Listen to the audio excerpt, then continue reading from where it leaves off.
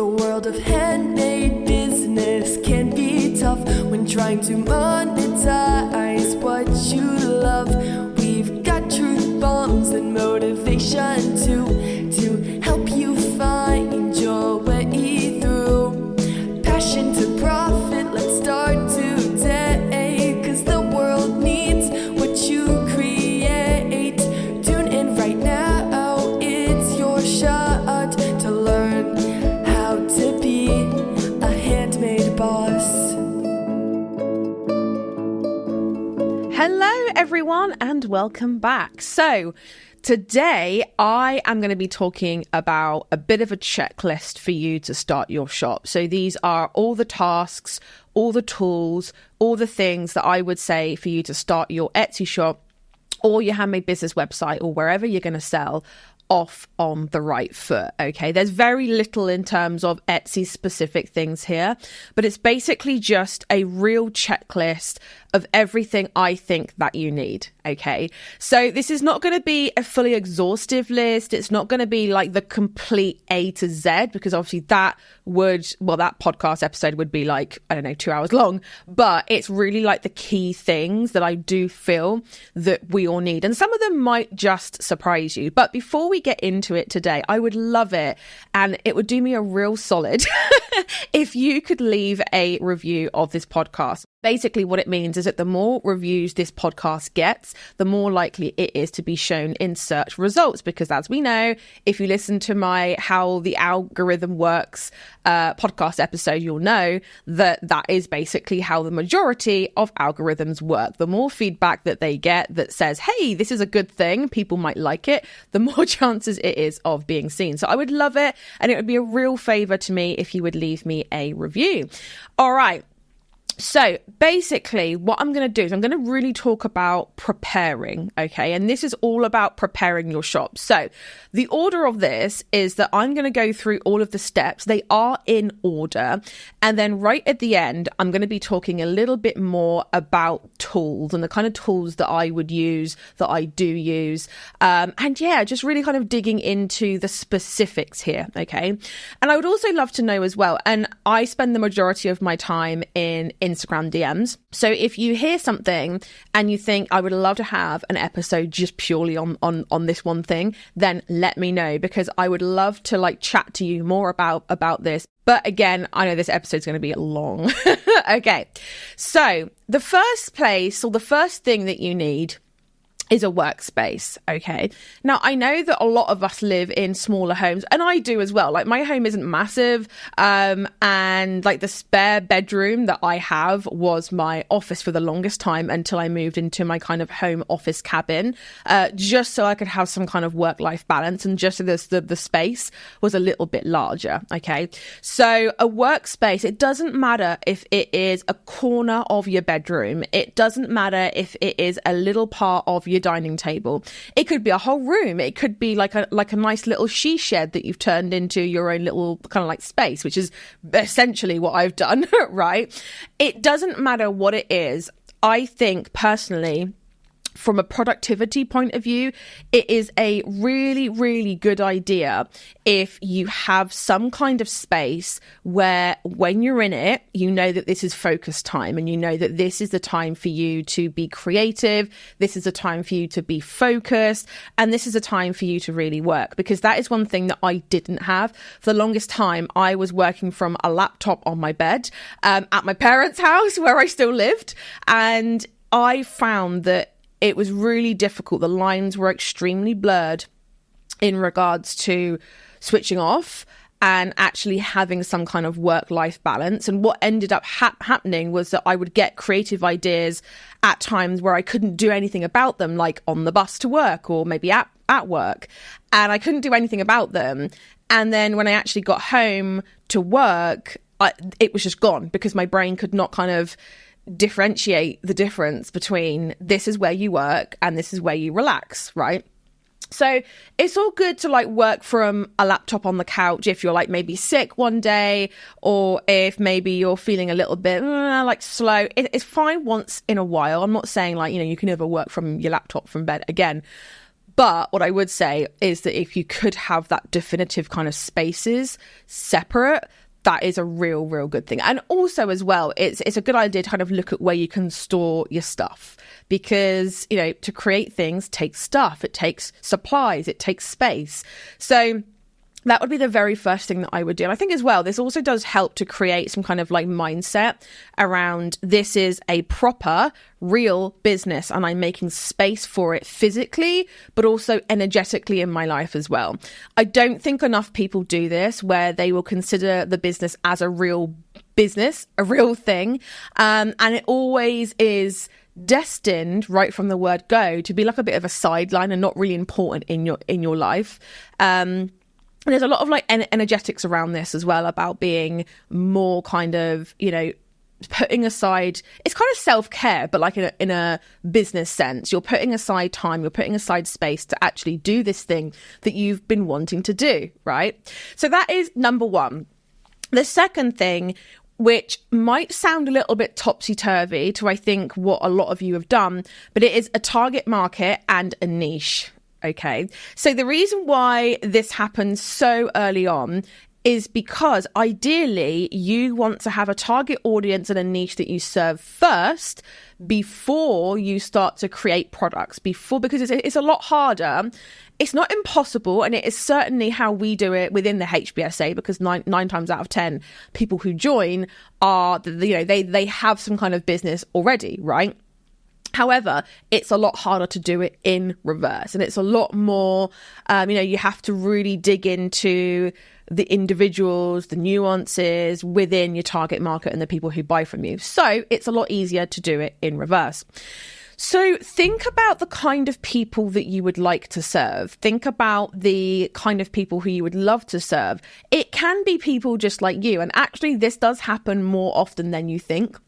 But actually being a little bit more specific as to the kind of people that you want to sell your products to, who would be the ideal fit, who can you imagine integrating your products into their lives, right? And it doesn't also have to be where you are right now. It could also be a previous version of you. Okay, and what I mean by this is it could be you a year ago when you were maybe, I don't know, looking for baby clothes that grew with your child, or looking for jewelry that fit in with your personality. And it could very much be kind of looking at, all right, so I got through that because I started to make my own jewelry, but I am going to target people who are still in that phase of their life, who are still in that state. Okay. And what I would say as well is that if you want to learn more about this, I do go into more depth in my free training, which is how to get more Etsy sales within 7 days. And that will be linked in the show notes. If not, it's literally handmadebosses.com/conversion. All right. So it's really easy URL just to type in. Completely free training, about 90 minutes. We talk about niching, target market, all that kind of stuff. Okay. So really look at, again, who you want to serve. I feel like this does trip people up a lot, where they don't know who they want to serve, right? And it's really important to know, because when you're creating products, when you're creating your brand, and when you're basically doing everything past this point, it is so much easier when you know who it's for. Okay. And don't get me wrong, like, you aren't going to get this right on the first try. You might think it's people like you, I don't know, females who are, or those who identify as, who are maybe 25 to 35. And that might be kind of the general idea that you have.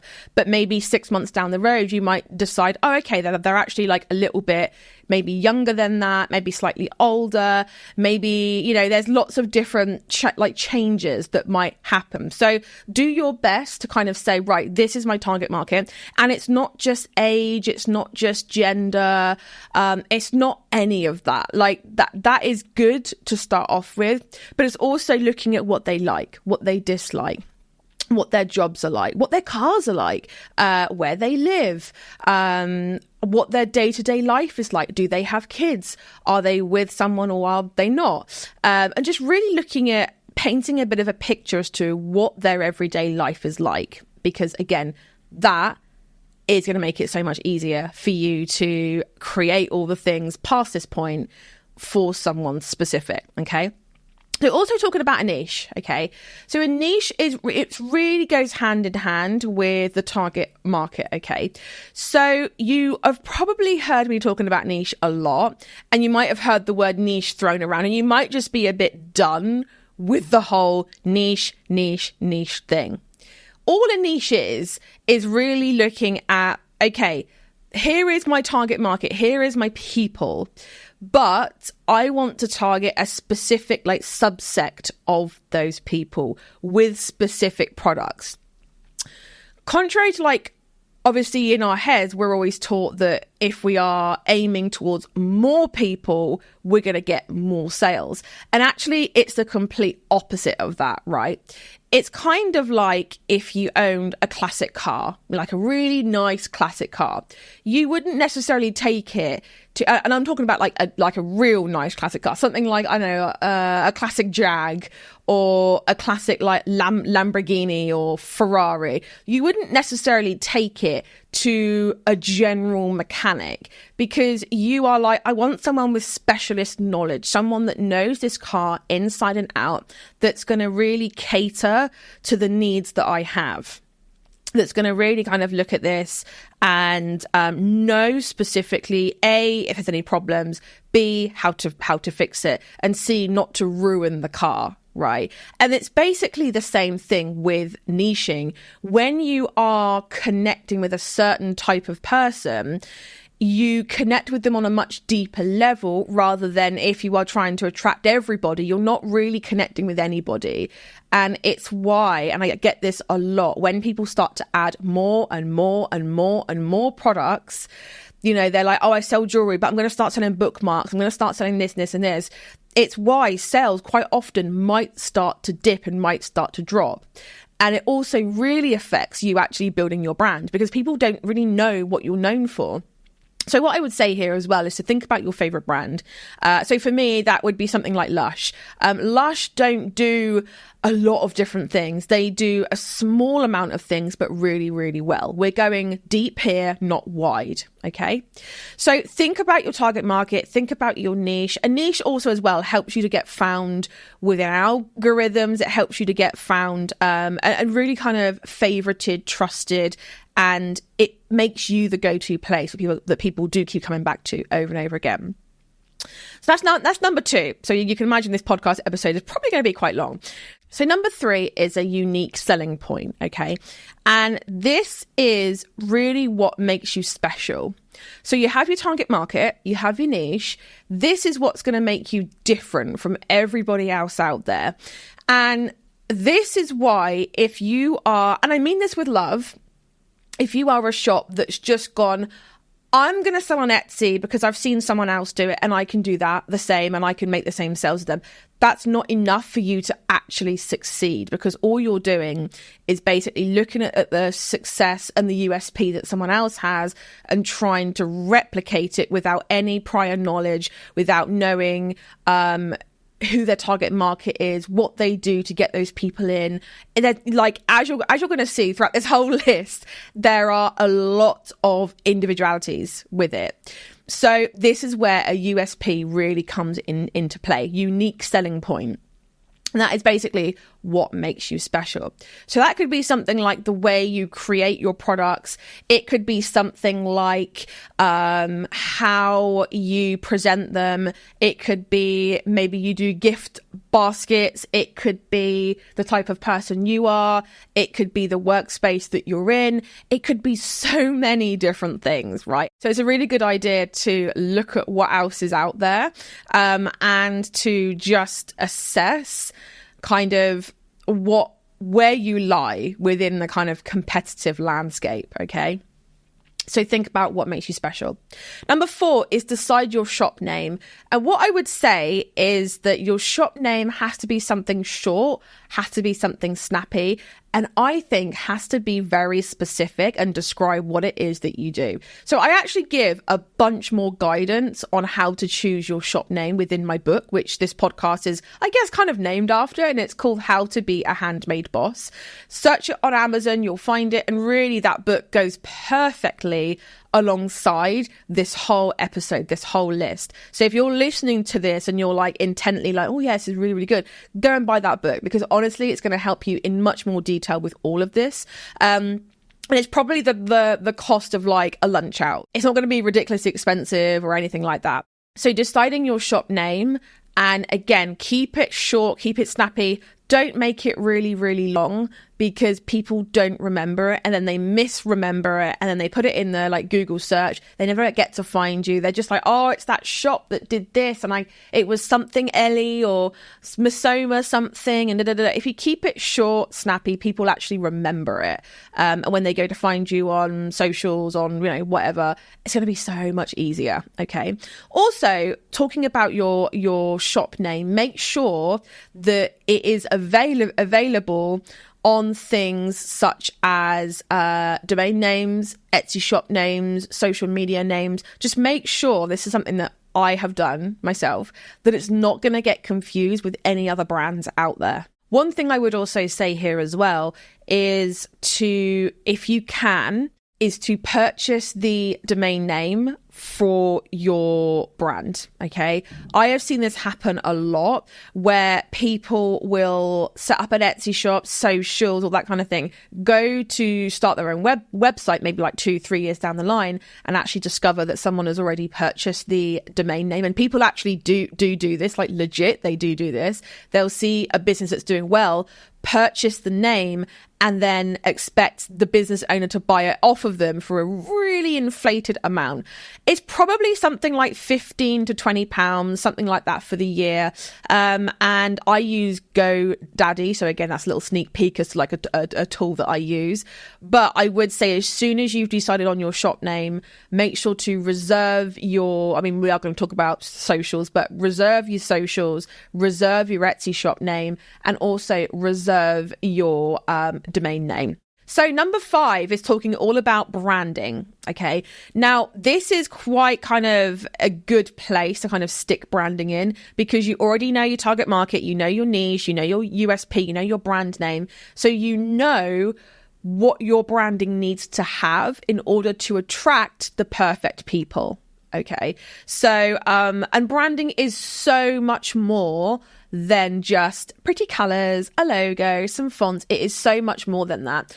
Really, to be honest with you, when a company sells their business, the person buying it, such as, Instagram was sold to Facebook and Depop was sold to Etsy, they aren't buying the ins and outs of it. They aren't buying the technology. They aren't necessarily even really buying the customer list.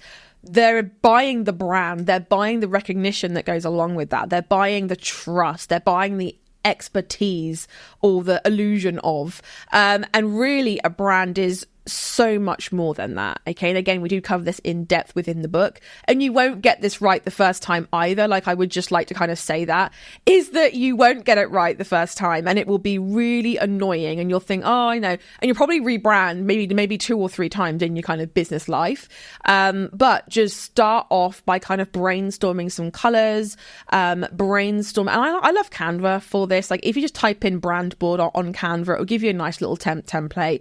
You can get an expert to do it for you, which is how, if I was doing it, that's what I would do, because an expert knows the psychology of the fonts, the colors, what the brand will essentially mean, and then they'll also be able to like link up, looking at what type of people you want to attract, your products, and a brand that kind of encompasses that. So I would say, if you can swing it, an expert here is really, really good. We do cover this in depth within the HBSA again, and we actually do have an expert come in and teach you how to do this the right way. So if spending money on an expert is not for you, then in the HBSA we do have a massive module just on branding. Okay. So you might want to look at things like logo for sure, colors, fonts, graphics, really anything you are looking at creating that is like a visual representation of your business.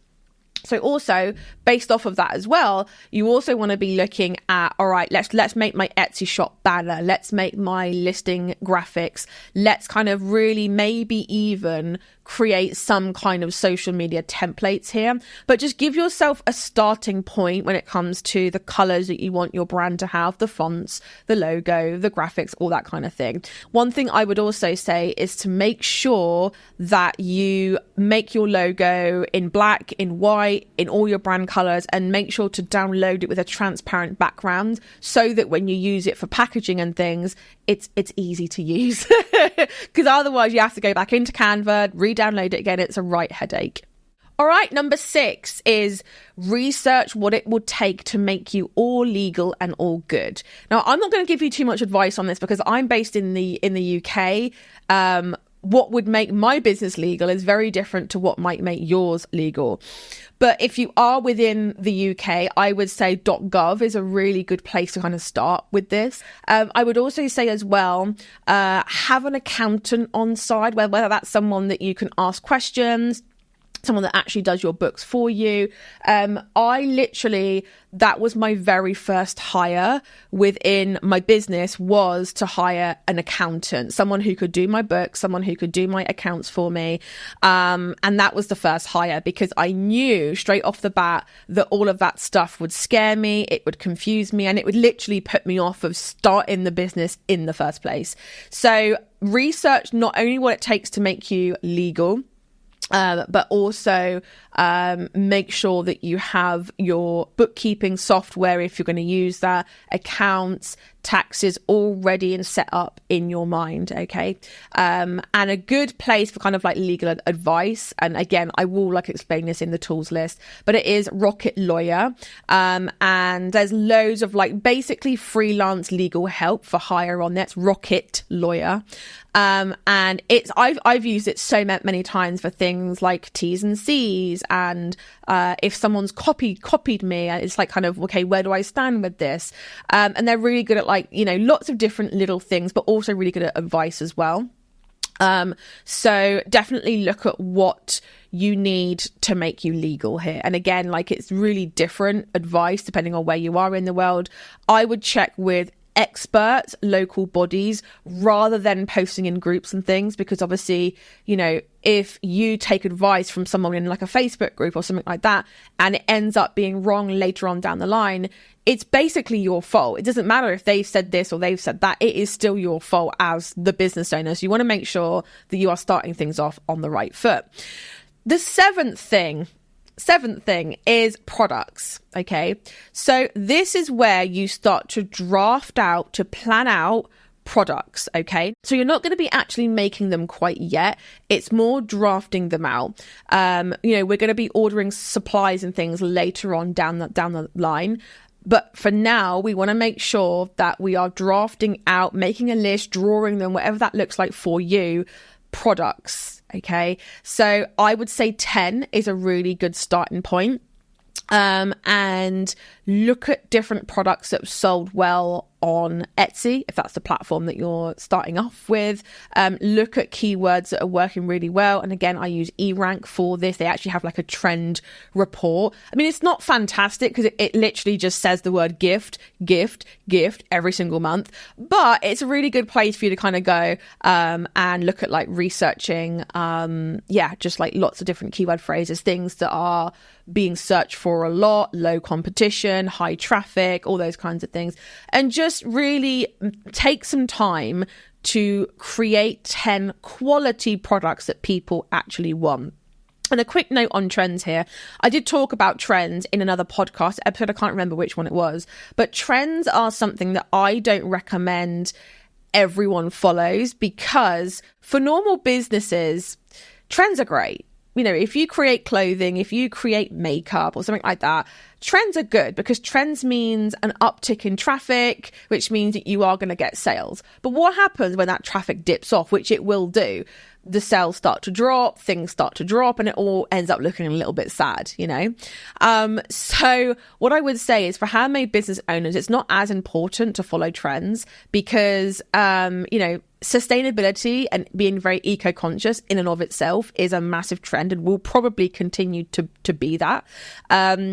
So looking at trends and keeping an eye on them is good, but I wouldn't necessarily create products in line with them. Okay. Again, it's completely up to you how you do this, but I would much rather focus on evergreen products that are always going to sell rather than like trending things and things that are, going great guns now, but they won't really be in like a year's time, maybe even 6 months time. Right.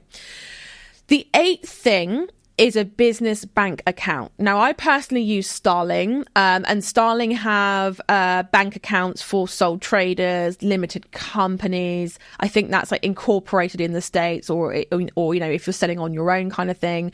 And they are just so good. Everything's just simple, easy. I would never move away from Starling, and it's free as well. Like, I have never paid for a business bank account, and I'm not sponsored by them or anything like that, but I just really like them. They're so easy. Everything is simple. Everything is all on the app. You can create like virtual cards, saving spaces, literally so easy. So if you want to like pay your tax bill from one card, pay your, something else from another card, you can so easily do that. And it's just easy. Like, there's no other way to really describe it. Okay, the very next thing is a place to track inventory. Okay, so this is something that will differ depending on the tech that you know how to use. And all of this stuff, all of the tools, all of the things, it's definitely worth using what you know. Like, there's no reason to make it more complicated than a Google Doc, a spreadsheet, if you don't know how to use anything else. Because what tends to happen is that what you'll end up doing is you end up spending more time trying to figure out the tool that you think you need to use rather than actually just doing the thing. I'm a big fan of keeping things simple, keeping things easy, and keeping things streamlined and effective. Like, that is my whole business mantra. So you'll never see me like doing complicated systems or anything like that, unless it's like an automated thing, in which case fine. But I don't do anything difficult, right? Because I'm lazy and I can't be bothered. So it doesn't, like, use a spreadsheet. If you know how to use a spreadsheet, Google Sheets are basically the same thing. Google Sheets is free. Google Sheets and Google Drive and Google Docs are my favorite because you can share it. It's free. It's nice. It's easy. And I'm all for it. Like, you can have it on your phone, you can have it on your laptop, you can have it on your PC, and honestly, it's just chef's kiss, right? But if you don't know how to use a spreadsheet, use like a journal, use a Google Doc, use whatever makes it easy for you to track what you've got, what the pricing is. And what I would do as well, is I would implement some kind of pricing spreadsheet. Now, again, we do actually do this for you within the HBSA. And we actually like literally give you a spreadsheet that does all of this, all done, dusted, explain how to use it, all that kind of stuff. But it is something that I would say to put all together. I mean, you can do it separate if you want to. There's no like rules around that. It just makes it easier if you can track what you have and track what you're charging all in one place. So number 10 is, now, once you know what products, once you have a place to track them, now it's time to order some sample supplies.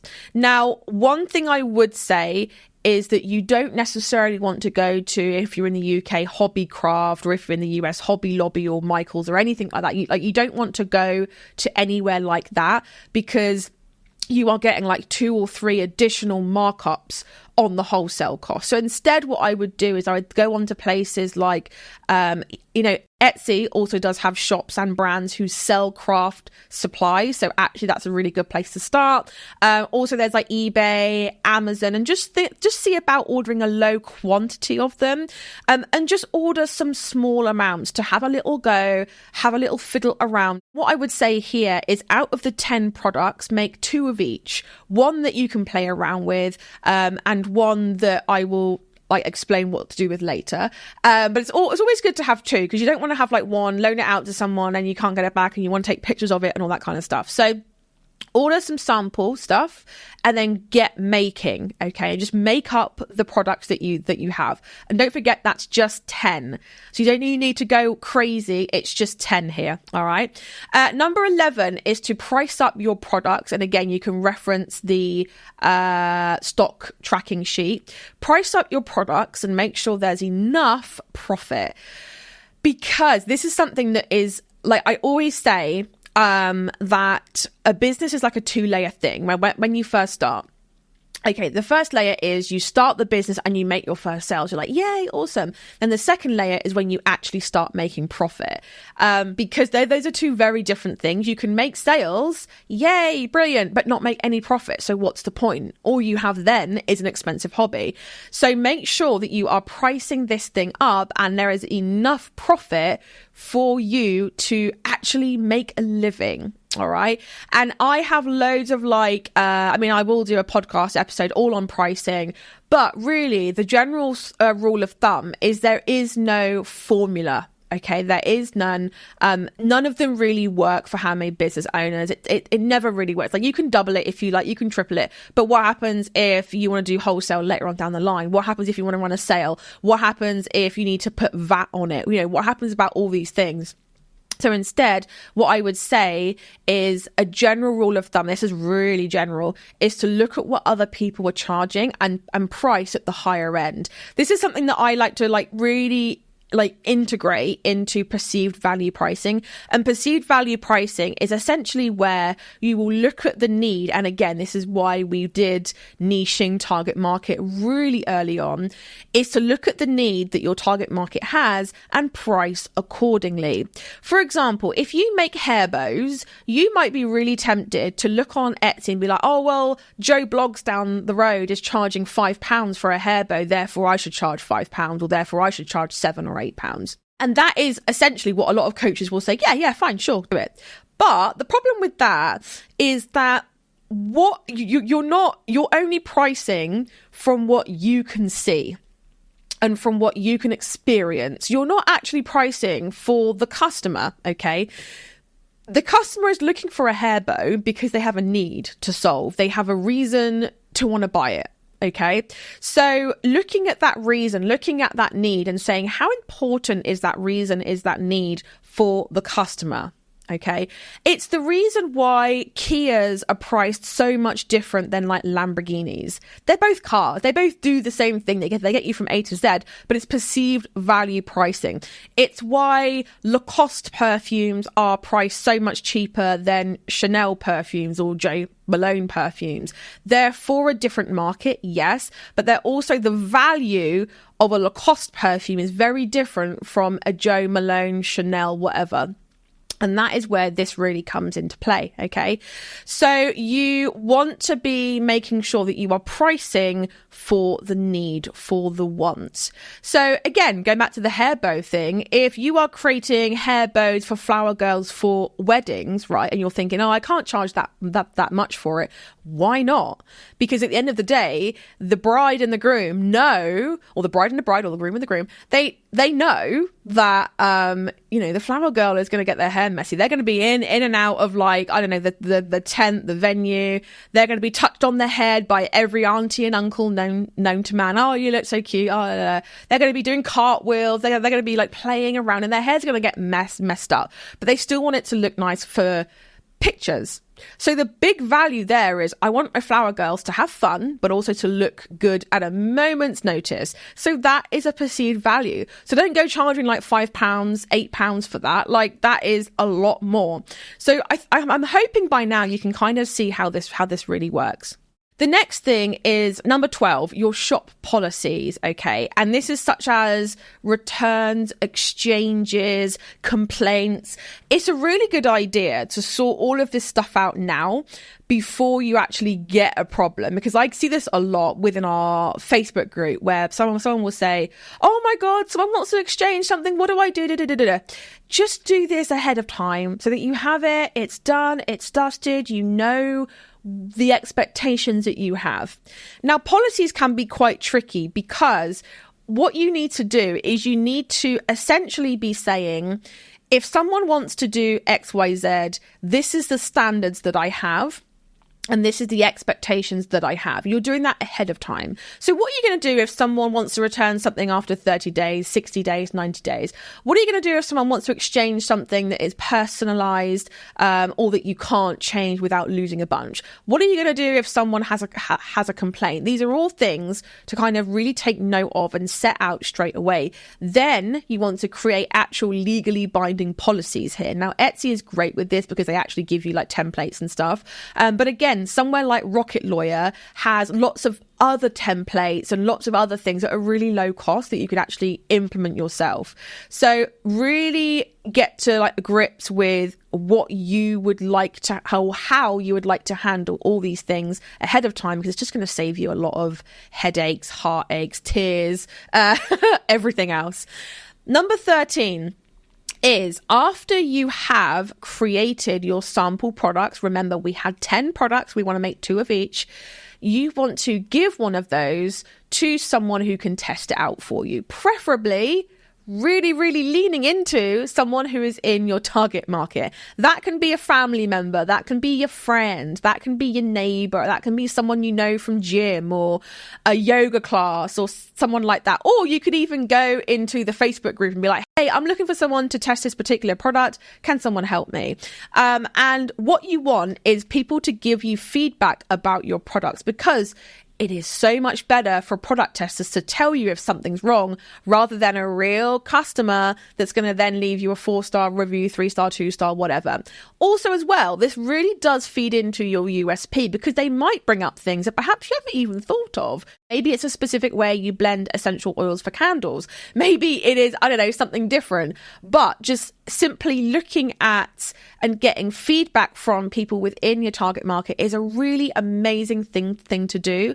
Not only because it helps you to like pick up words and phrases that they are using, that you can use them in your marketing so that you kind of understand how people describe your products, which by the way is great for like SEO, keywords, all that kind of thing. But also looking at anything that you need to change, alter. Maybe you thought your candles come across one way when in fact they come across another. You can pivot, you can change that. It's just a really good idea to get some kind of feedback. Also, what I would say here as well is to test the product yourself. So you've got your own like testing of said product and someone else is testing it for you as well. So if your product is something like a candle, you know, you might want to make 3 copies of each of your 10 products rather than just 2. But I would say test. It's a step that everyone skips. It's really important not to, and it's going to make the whole setup so much easier. Number 14 is images of your products. And again, we cover this in depth. I mean, we cover all of this in depth within the HBSA, like regardless of what point it is. But in the HBSA, we literally have a photography expert come in and teach you how to do pictures with literally a phone camera, a tripod, and a big bit of white paper. And that's all you need. You do not need a DSLR camera. You do not need some fancy, like, I don't know, moving tripod. It's really easy what you need. And it's literally just your smartphone. If it's like a decent one, you know, I'm not talking about like if you've got like the iPhone 4, maybe that might be a little bit too far back. But, or maybe just borrow someone's phone or your iPad or something like that. You can use a DSLR camera, but I do find that if you don't know how to use it properly, it kind of negates the whole thing, right? So images of your products. And what I would also say here as well is get feedback from your product testers about the pictures. Does this look right? Like, is it attracting you? Is it clear what the item is? Is it clear the color, the size, what the use is? Really dig into and make use of the people who are testing your products for your pictures as well. Side note here, also make sure to shoot a 15-second video because Etsy listing videos are a thing. And if you do it whilst you're shooting your pictures, it just makes it so much easier. Number 15 is to order bulk supplies. So you've got your products, you've tested them, you have perfected them, hopefully by this point. Now it's time to bulk order supplies so that you know exactly how much your products are going to be priced up as and what your supply costs are and what everything else is, right? So now is time to actually look at, okay, can I save some money by ordering in bulk rather than ordering in a small quantity or anything like that? Number 16 is a home hub to nurture your audience, okay? I've talked about this a lot, and if you've been with me for a while, you know that I always talk about a home hub. And a home hub is, when it comes to social media, marketing in general, really, it's just the one place that you nurture your audience. I don't need anyone listening to have Facebook, Instagram, TikTok, email, LinkedIn, Pinterest, blah, blah, blah, blah, right? It never works because you're spreading yourself far too thin. And to be honest with you, you don't need all of those platforms. You only need one. And honestly, you will probably only need one until you master it or until you reach the 100K a year mark. Honestly, trust me when I say this, you just need one. So find out what that one is. Choose one that you like to use, your target market uses, you are able to post, you're happy with how all of the post formats are. You know, like, don't do video if you don't like video, don't write blog posts if you don't like blog posts. So for me, that's always been Instagram. Because I like doing videos, I like doing lives, I like speaking, I don't like writing, I'm not a blog post writer, I am not a caption writer, I hate it. In fact, when I wrote my book, I was like, this is the last time I'm doing this because I need to talk to someone, I need to be on video, I need to like get my point across. But understand that about yourself and choose your home hub in accordance with that, okay? And set it up. Again, way back when we chose our shop name, we really looked at, okay, how can we reserve your name on socials? So start to set up the account. Let's say if it's Instagram, set it up, put your logo on there, put your branding on there, get your bio sorted, all that kind of stuff. And just put launching soon. You don't have to be putting things on there yet, although I will say it will be very, very shortly. However, just get it set up so that if you do want to post stuff, you don't have to go through the whole notions of doing it first. Number 17 is to decide your delivery methods. And I would say it's a good idea to choose at least two, just in case one's on strike, just in case one's affected by, I don't know, snow or floods, illness, whatever. So for me, being in the UK, I have three. I have Royal Mail, I have Parcel Force, and at a push, I will use Every if I have to. But Every is very up and down. I feel like everyone listening, if you're in the UK, you feel some kind of way about Every, whether that's good, bad. I feel like they're like Marmite, right? You either love them, you hate them. I'm a bit not really sure. But I have those three. And it's I have those three, so I don't have to stress if Royal Mail is out of action or something for whatever reason. So the easiest way to do this is to go on your, it could be Royal Mail, it could be USA Post, it could be FedEx. Go on their websites, weigh, measure, do your package, so kind of estimation, let's say. And I would say, this is point number 18, but I would almost say do this before, which is order your postage supplies. So make sure you understand how your package is going to look, what it's going to weigh roughly, and do because all packages of yours might be different. So do a minimum, a maximum, and kind of get the price brackets for everything in between, get the dates, get how long it takes, because when you list your items, Etsy's going to ask you this. So it's just a good idea to kind of know all of that sort of stuff. And also as well, tie it in with ordering your postage supply, product packaging, and just make sure that everything is packaged well, but also very simply branded. You do not need to order custom boxes. You do not need to order fancy boxes, packaging. It could be something as simple as getting a logo stamp, an ink pad, and stamping your logo on a Jiffy bag. Or on something like that, right? It doesn't have to be an expensive, lots of different weird and wonderful packaging ideas. It could just be a box, a ribbon, a stamp, a little gift tag. It doesn't have to be insane.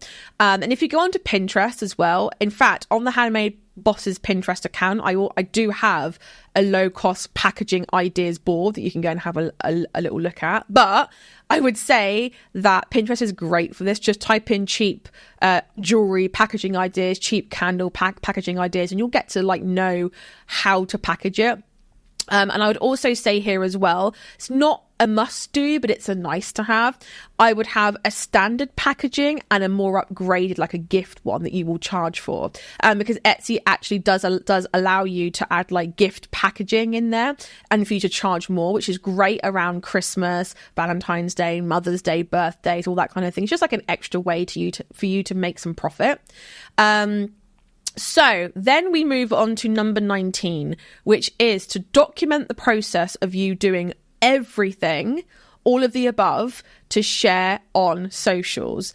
I cannot tell you how people love to see the journey of a small business getting started. Okay, so definitely look at documenting, videoing yourself, designing products, making products, getting them tested, writing things down, like video, a photograph, do everything you can to document the process, because all of this is golden nuggets of social media content that you can later use. So then we go on to the launch side of things. So we have prepared the living daylights out of our shop. We've done everything we possibly can. Now it's time to actually go on to like the launch phase, which is, okay, let's get this thing live. So then we are looking at what is your launch date. So when are you going to launch? Don't do it for next week, because we want to build some hype here. We want to really, get people excited for the launch of this new shop. Okay. You then, number 2 here, you want to make sure that you have some kind of opening offer to entice people in. That can be get a free something. That can be get 10% off, 20% off. That could be, get free gift bag, packaging, whatever. As long as it's some kind of offer that will get people in on your opening week, opening month, whatever, to actually buy from you. Okay. Now, number 3 here is I want you to schedule all of your social media for your home hub in advance. Okay, so this is all of the pictures of the things that you've been documenting. This is all of the reels, all of the videos. I want you to go onto Canva. I love Canva for social media content. You can even schedule direct from Canva, and just pre-make all of your social media stuff, okay? Because this is going to mean that when you're busy like launching your new shop, you're not having to really worry about it. So I would do at least a month if you can. And again, within the HBSA, we would help you with that and like look at, okay, what do we want to be posting, when, all that sort of stuff. But for those of you who kind of know your social media kind of stuff, just create some basic posts, videos, reels, and schedule them in advance. The next thing, number 4 on the launch side of things, is to list your 10 product listings and keep them in your drafts until launch day. Because what we don't want is we want to launch the products. And if you've listened again to the episode where I explain how the algorithm works on Etsy, you will know that you want your listings to be dropped with an absolute boom with not only Etsy traffic coming in, but also you driving your own traffic from your home hub as well. So that is when I would say to list them, list your 10. Okay, make sure your pictures are all good, descriptions are all good, your pricing is all good, but we've done all of the like pre-work for that regardless. And then number 5, which is the last step in this whole list, is for each of your 10 products, I want you to create 3 additional listings per product, basically to make the total listings up to 30. You want to keep these copies, which is basically what you're going to do. You're going to copy listing 1 twice, copy listing 2 twice or 3 times, copy listing 3 twice, 3 times, whatever. And I want you to keep these copies in your draft, because what we're going to do is we are essentially going to be making copies depending on different uses for the product. So let's say you have a candle, right? You have a candle and you've listed this as like a Father's Day gift, right? Fine. But what about someone who is looking for a dark honey and tobacco candle that maybe might not be typing in Father's Day gift in the search box, but that's what they want. So you want to be looking at different uses, different occasions for each of your 10 products and making 2 to 3 copies of that listing and keywording them specifically for that use or occasion. And again, this is called the listing hat technique, by the way, and it's something that I do go into depth in within the HBSA. Okay, so let's just talk about tools here. This is the last section of this. I know it's a long episode. I do know that. But the tools you'll need for this are time. And this whole process should take you at least kind of 30 hours. So yes, it sounds like a lot. And I want to be upfront and transparent with you that it is a lot of time. So you want to set aside probably 30 hours to go through all of this stuff. Do not rush through it, because if you rush through it initially, it's going to cost you more time on the back end. So 30 hours. Number 2, you want a place to create graphics and imagery. I use Canva. I love it. I have the pro account. It's like £10 a month, worth every single penny, but you can use a free account as well. Number 3, an SEO research tool. That is eRank. Now, I haven't really touched upon SEO that much in this whole podcast episode, mainly because I have a whole other 30-minute episode talking about the algorithm and all that kind of stuff. So you probably want to go and watch that rather than me hammering through it again in this one. But I use eRank. Again, they have a free account. They have a really low cost paid account as well. I love eRank. It's great. You also, number 4, want a place to work out your product pricing. I use Google Sheets for this. You can use spreadsheet, you can use a journal, whatever. But personally, I use Google Sheets. Number 5, you want something to take pictures with. And that will be a smartphone, tripod, window, a big bit of white paper. And maybe some props as well, okay? So you don't need a lot. I would say probably the only thing you want to order is a tripod, A3 piece of white paper, depending on the size of your product, and or some props that are in your brand colors, okay? And that makes sense. Number 6 is somewhere to upload images, videos from your phone to a shared folder on multiple devices. And I use Google Drive for this. So what I mean by this is, say you are out filming some bits and bobs. Maybe you are filming yourself doodling some new product ideas, and you're like, I don't want to post this right now. I want to kind of save it. And I also want to reuse it as well. I don't want to have one video as a reel going out once. I want to use this video 2 or 3 times to maximize my time. If you upload it to a Google Drive folder that you can access on your phone, on your laptop, on your PC, it's just so much easier to then reuse it, download it, and have a central hub where everything is, okay? You also want a social media scheduler of sorts. Now, Meta Business Suite is fine for this. I also use Later. And it's basically a place where you can schedule out all of your socials all in one go. I am a big fan of batching, and I'm a big fan of batching because my energy is not the same throughout the month. One day it can be very high, the next day it can be very low. So for example, right now I'm batch recording podcasts. Literally over the course of 2 days, I'm doing 12. So that is because my energy right now is very, very high. I'm feeling good and I'm feeling creative. So I will batch them at that point, because I know that maybe in a week's time, 2 weeks' time, I'm going to feel a bit tired, maybe a bit lethargic. Maybe I just need a day off, right? So this is where batching and the use of Later, scheduling tools, Meta Business Suite is awesome. Again, number 8, a business bank account. I personally use Starling. I think I've already talked a lot about Starling. Number 9 is your wholesale supplier. And again, don't use places such as Hobbycraft or Hobby Lobby because you are probably getting ripped off. Number 10, your policies. Etsy does help you with this, or use a legal expert. Again, someone like Rocket Lawyer. And the last one, like I said, is 2 to 3 postage providers. I use Royal Mail and Parcel Force, and maybe occasionally Every. That was a monster episode, but I hope that you found it helpful. I really also hope that you will share it with anyone who is looking to start their own shop, because this paints a very real picture as to the expectations. It is not just, I'm going to go onto Etsy, create an account, open up a shop, done. There is so much more work behind the scenes with it. And yeah, again, I would love it if you would leave a wee little review. It would help me out so much. And contact me on Instagram DM. Did you find it helpful? What were your aha moments? I would love to hear your feedback. And thank you so much for listening. Thank you so much for tuning in to How to Be a Handmade Boss. And if you're eager to boost your Etsy sales within just 7 days, then be sure to join my most popular free training at handmadebosses.com/conversion. You can also find the link in the show notes as well. Keep an eye out for our next episode where we'll be continuing our journey towards handmade business success together. And until then, keep crafting and stay inspired, because the world really does need those special creations that only you can make.